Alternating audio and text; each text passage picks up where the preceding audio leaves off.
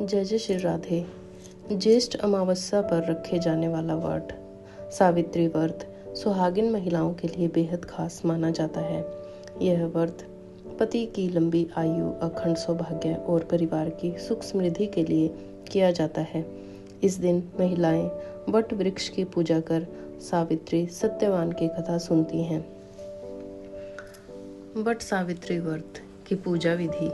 इस दिन प्रातःकाल घर की सफाई कर नित्य क्रम से निर्वित होकर स्नान करें। इसके बाद पवित्र जल का पूरे घर में छिड़काव करें। बांस की टोकरी में सप्त धान्य भरकर ब्रह्मा की मूर्ति की स्थापना करें।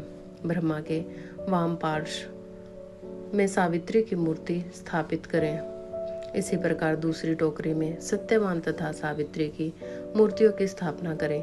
इन टोकरियों को वट वृक्ष के नीचे ले जाकर रखें। इसके बाद ब्रह्मा तथा सावित्री का पूजन करें। अब सावित्री और सत्यवान की पूजा करते हुए बड़ की जड़ में पानी दें।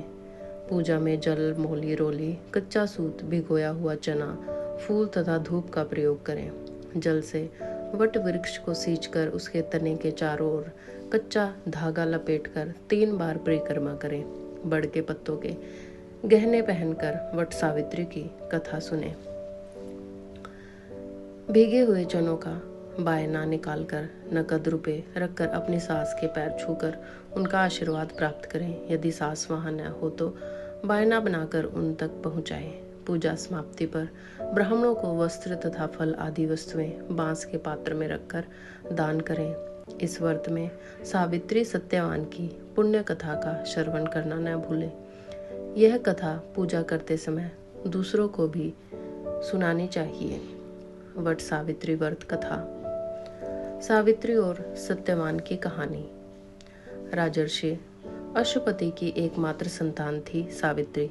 सावित्री ने वनवासी राजा धूम्रसेन के पुत्र सत्यवान को पति रूप में चुना, लेकिन जब नारद जी ने उन्हें बताया कि सत्यवान अल्पायु है तो भी सावित्री अपने निर्णय से डिगी नहीं।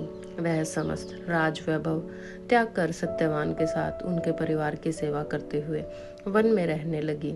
जिस दिन सत्यवान के महाप्रयाण का दिन था, उस दिन वह लकड़ियां काटने जंगल गए। वहां मूर्छित होकर गिर पड़े। उसी समय यमराज सत्यवान के प्राण लेने आए। 3 दिन से उपवास में रह रही सावित्री उस घड़ी को जानती थी, अतः बिना व्याकुल हुए उन्होंने यमराज से सत्यवान के प्राण न लेने की प्रार्थना की, लेकिन यमराज नहीं माने।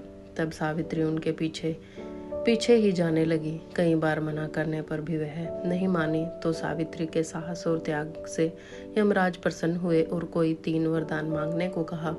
सावित्री ने सत्यवान के दृष्टिहीन माता पिता के नेत्रों की ज्योति मांगी, उनका छीना हुआ राज्य मांगा और अपने लिए 100 पुत्रों का वरदान मांगा।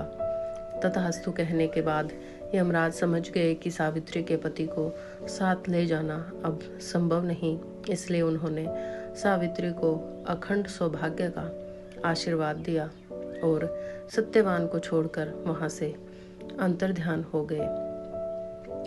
वट सावित्री व्रत का धार्मिक महत्व।